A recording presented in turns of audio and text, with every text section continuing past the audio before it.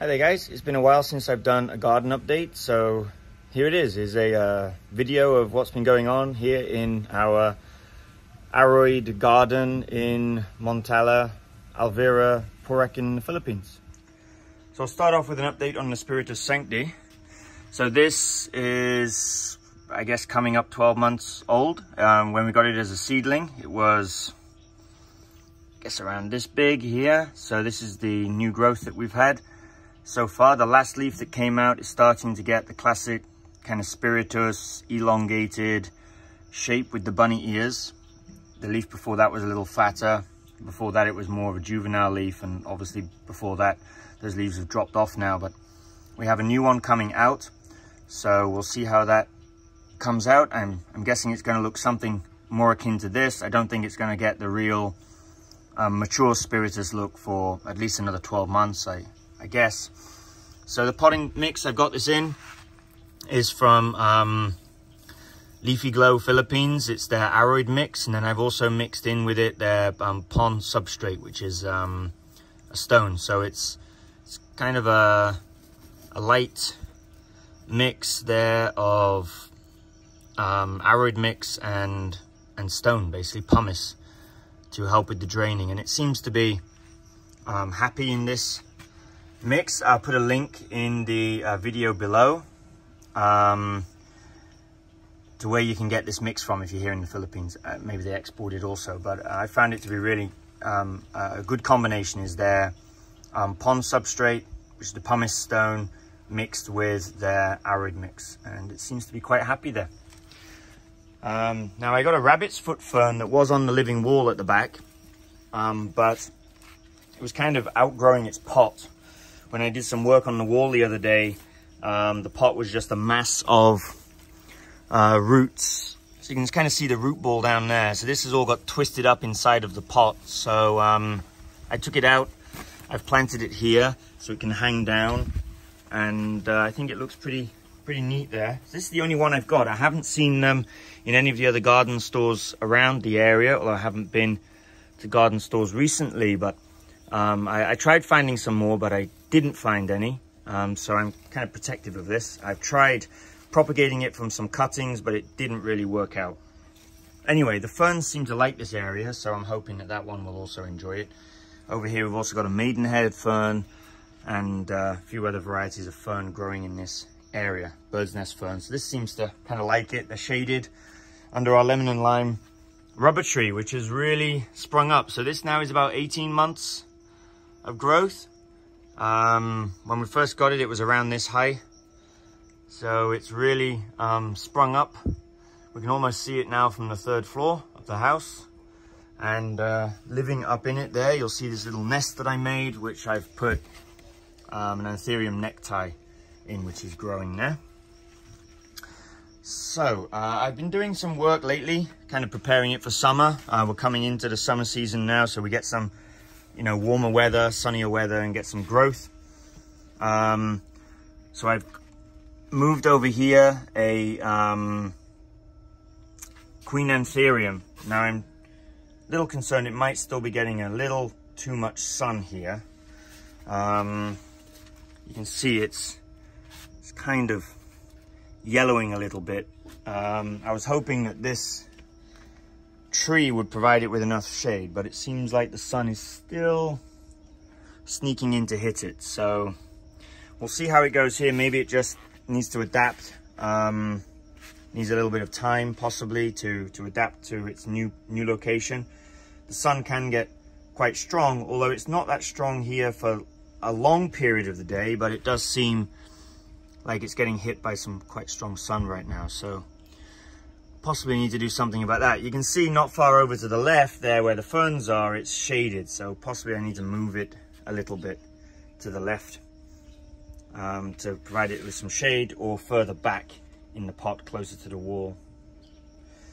We've got here a melanochrysum, which is growing okay in this area, so a little bit more shady in this corner. So that could be making a difference as to why that's a little healthier there than our Queen Anthurium, which I'll do something about later, and we'll see how it is in the next video when I've moved it. So basically we've got the midday sun kind of coming down from this area and it hits this rear. So I do have a canopy that I put out to provide some shade, which shades this area but not so much at the back. Now you can see though that the bright sun has helped some of these philodendrons grow big, although they have got some crispy ends here. This one used to be hanging down and touching the this surface here, which gets really hot to touch, so I think that kind of burnt the ends of it, but I tied it up a little. So basically, as the philodendrons get bigger, they can tolerate a little more light, and we've got the Monsteras here and they can tolerate a little more light too. You can see the regali there has got a little burn mark on it. Now these are providing a little more shade, and as I say, I roll out the shutter, particularly when it's hot like this. As soon as I'm done with this video, I'm going to put that out and I'll show you the difference that makes. So I just transferred today a cutting to the living wall. So this is from the side living wall, the one I'll show you in a moment, but we've got one at the side of the house. So this is a Philodendron Splendid, which I guess is a cross of a varicosum and something. So I just planted this cutting here. We'll see how that does. Grows up there. We've got our Anthurium luxurians, got a little bit burnt from the sun, but we've got a new leaf coming out, which gets a slightly more shade. You see this Philodendron gigantum is providing some shade for those. We've got a new leaf coming out also on this, which is a Philodendron Olympian. Now moving over here, we've got our Florida Beauty, the green one, and the variegated. So the variegated one, I took some cuttings from. You can see I planted them in here. So we've got now 3 stems, and hopefully they'll all grow up here. So I cut it back for a couple of reasons. One, I wanted to propagate it, so I had more. And the other is, it was starting to lose some of its variegation on the latest leaf. Although this one got damaged by some wind, but it wasn't coming out too variegated. So I was a little worried about that. So I cut it back to the last kind of variegated leaf here. Now you can tell if the leaf is going to be variegated by kind of looking at the stem. So you can see the variegation carries in the stem and it carries through to the leaf. And as the stem gets more green and less variegated, the leaf also gets less variegated. So you can cut back to kind of the last nicely variegated stem, and you can see from the cutting here we already have a new growth point coming out there. So down here in a little pot we've got a cutting that I just picked up a few days ago. This is an SP Napo, Philodendron SP Napo.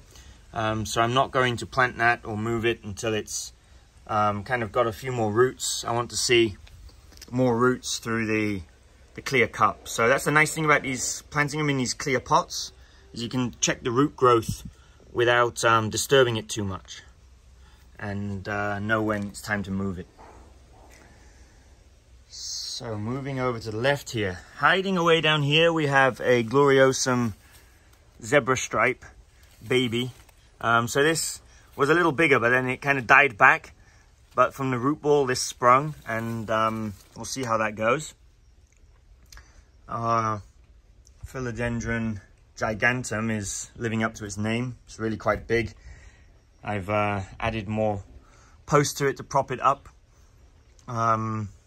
Eventually we're going to have to take a cutting from this, and I have no space in this garden to plant that cutting because this is huge. The spread of it from one side to the other is got to be 1.5 meters at least. So I don't know quite where I will put it when I have to cut it. I will probably need to sell it. But that is growing quite happily there, quite splendidly. Now, what have we got going on down here? We've got some cuttings down there of a Philodendron Strawberry Shake. I don't know if it's going to come out with its variegation. It was a freebie. We'll see how it goes. I think it's probably not going to come out variegated. Here I've been having trouble with this. So this is the Anthurium Dracaena. Hope I pronounced that right. I love the shape of these leaves, and it was doing okay on the wall when it was kind of rainy season. It wasn't getting too much sun, but as you can see now, that living wall gets hit by some quite bright light. Now we've come into the summer, and it started to affect the leaf. So I've moved it, I've put it in the ground here. It gets a lot more shade. I think it's a little stressed from being moved. It seems a little sensitive. Anthuriums can be fussy. So I'm hoping that it's not going to die off, but this leaf, maybe it's probably going to drop this leaf, but then I'm hoping it will spring back with some. Because I really love the shape of those leaves on the Dracaena Patrim. Now growing over the back here, I'm going to have to cut this one shortly when that leaf opens up. So that's a Monstera. It's not the Adansonii. It is a different one because the leaves grow a little bigger. But I'm not sure exactly on the species. It was just lying around in a garden centre, and they let me have it for a good price. So now at the back there, growing up this pole. So here, that is a Philodendron Sharoni, I think that one is. So when that matures, the leaves look a lot like kind of a Vichii.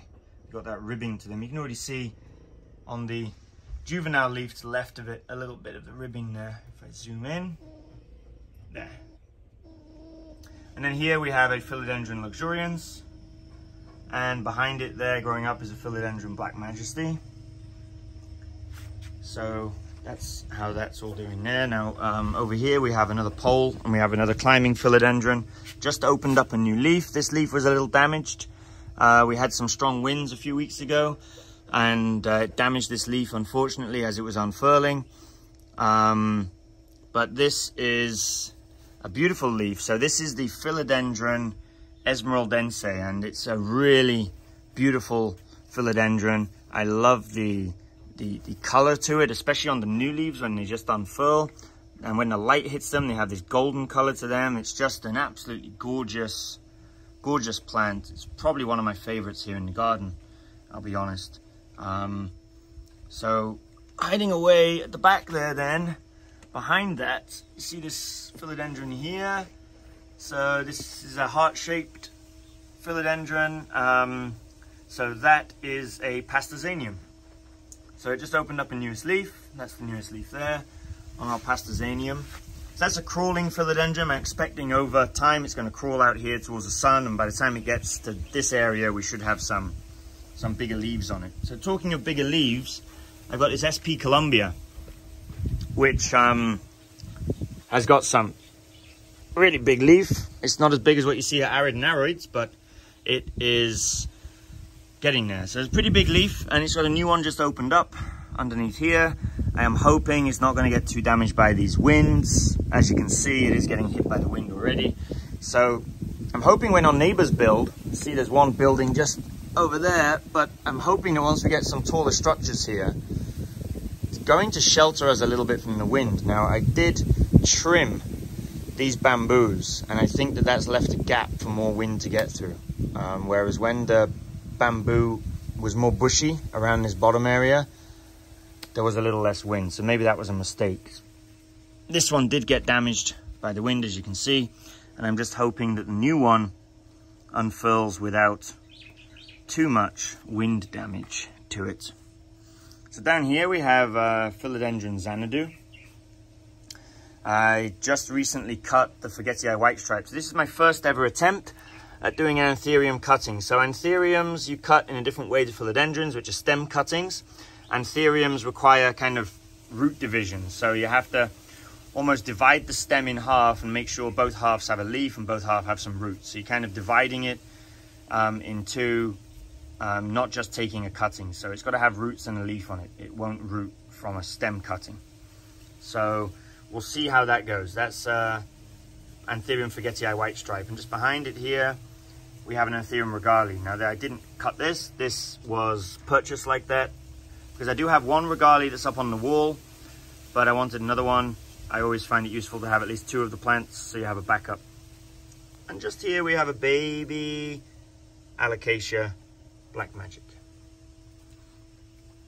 Now, coming up our fern tree here, I have this. Now, you'll have to forgive me, I've forgotten its name. It is a hybrid. It's a cross species of two philodendrons. And when this matures, it's a really, really beautiful looking leaf. So it kind of gets the Spiritus Sancti almost shape, but with a nicer pattern. You can already see it's starting to get some patterning there on the leaf. But yeah, when this matures, I'm really looking forward to it. It seems to be happy here. So I planted this. As you can see, I made a nest bag. I put pumice stone, bark, cocoa cubes, cocoa coir, inside of there, and then I attached it here to the fern tree. And now you can already see it's starting to grow its roots here into the fern tree, so it's going to latch itself to this nice strong natural pole for it to climb. This is how they would live in the wild. They would fall into the crook of a tree, maybe an old bird's nest. The seed would be deposited there, or a cutting would be deposited there, and it'll take root and grow, and then it will climb its way up the tree. Now the problem I'm going to have is the fern tree is relatively slow growing compared to this. So I think that this is going to reach up here a lot quicker than the fern tree is going to grow. So then I'll probably take cuttings from it and propagate them in here. So we'll have multiple plants growing up the tree there, I think. Now a little bit of an experiment down here. If we come around this area, we have a cutting here from a Monstera Thai Constellation. That's its newest leaf, still has some variegation to it. It is a little shadowy down here, but I'm hoping that it's going to continue growing, and it will also climb up this fern tree. So on the one side we'll have that philodendron, on this side we'll have the Monstera. Now I also do have a philodendron, my mind's gone blank, a melanochrysum growing up here. So actually this one, the reason the leaf is damaged is it kind of got embedded, or when it was unfurling, it got snarled up in almost like the roots of a fern tree started growing into it. So that was kind of a little bit funny, and it damaged the leaf. So anyway, we'll just let that keep on growing up there. Down here we have a Syngonium milk confetti and some baby caladiums. And then around here, also a little bit shady, we've got a cutting from the plant here, and you can see it's unfurling a leaf. So that one's doing okay. And I actually don't remember what this is that I cut and put here, but it's growing, so that's good. And then over here we have a variegated burley marks, which I'm hoping will grow up that pole that you see behind there. And that pole, incidentally, is supporting this large philodendron here. So I found that the poles I buy, these cocoa poles, they're not really that strong, especially when you start getting longer. So I got some, pieces of tree, kind of tied it to them just to brace them for some support, to help that. Here's our Philodendron Bueldii, I believe this is called. Has a shoot coming out from behind it there. Now along this area here, I've got some new additions. So we've added into here a Anthurium. I think this is Anthurium silver chrome, or Anthurium chrome, or something along those lines, because it's got this chromy silvery color to the veining. So I quite like that. It's kind of unique. Now there is a little bit of work to do in this area to fill some of the space there. I need some ground cover. But the plants that are here are doing okay, although they did get hit by the wind as well. You can see here our Philodendron Ploumanii has got damaged by the wind. This is the newest leaf, opened just after the winds had finished. And then I do have some new additions here as well. This is a Philodendron Fuzzy Petiole, or Nangaratense, I think it's called. So kind of a heart-shaped, broad philodendron. And it has this fuzziness on the petiole, which is kind of unique. So I've got that growing there. And this is a cutting from our Paraiso Verde. So this was growing on our living wall at the back there, and you can see this is quite a big leaf now. So this Paraiso Verde was growing on our living wall. it had kind of reached the top. I took this cutting a couple of days ago, put it in here, and hopefully that's going to grow up here and fill this space with these beautiful Patrim Verde leaves. This is our Aroid AF, which has been here probably now a little over a year. When we got it, it was little leaves like this, and now they are like that. So that's doing okay. And then down here we have a new Anthurium. I've forgotten the name of this one, but the leaves come out very dark like this when they unfurl, and then they mature to be a dark green, but they come out almost this dark brown. I've forgotten this one's name. I will have to look it up, and I'll put it in the comments below the video. I think at last count I have over 100 different species now of plants here, and I'm starting to forget a lot of their names. But anyway, that's kind of our garden update as to how things are going. We are coming into the summer now, so we're going to get warmer weather. I'll be misting to keep up the humidity in the afternoons, which will help with the plants, keep them cool, but also help keep the humidity up. They do like the higher humidity. Although we are in the tropics here in the Philippines, it can here in this area get quite kind of hot and dry rather than hot and humid. Because we are a little further north than, say, you know, Malaysia and so on. They kind of have a more humid climate. It can get hot and dry here in the summer, so I do need to come out in the afternoons and do some spraying with some misting just to kind of keep that humidity up. Now this side of the house here is always in shade, so you can see that we've got a lot of ferns growing here. Now the growth of the philodendrons, the growth of the alocasias has been a lot slower. The new leaf that just came out on this red Congo, it's not looking, you know, great. Well, that is the first leaf since I transplanted it. But the thing is, down the side here, we do not get a lot of sun. So this side of the house is in the shade most of the day. The Anthuriums seem to like it down here, but the philodendrons, not quite so much. They are a little stunted in growth. They're not doing quite so well because they're not getting that bright indirect light. This really is kind of full shade for most of the day. So it is good though for the ferns. You see the ferns are growing around here. The pothos doesn't seem to mind it.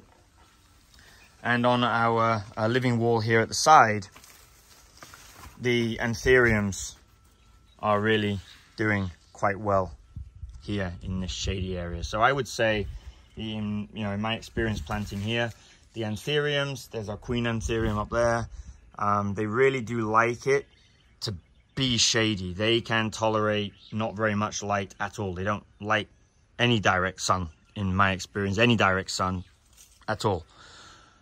The philodendrons, monsteras, they can tolerate a lot more. So, and you can kind of see that as you move around the garden. You can see how the Queen Anthurium that we had over in the other area that's getting hit by some sun is just not as healthy as the Queen Anthurium we have here. We've also got a Vichii growing here, and they're all doing quite happy. You know, this Vichii has produced a lot more leaves in a short space of time than the more mature Vichii I've got at the back, which gets hit with a little bit more sun, and I just think it's a little more stressed.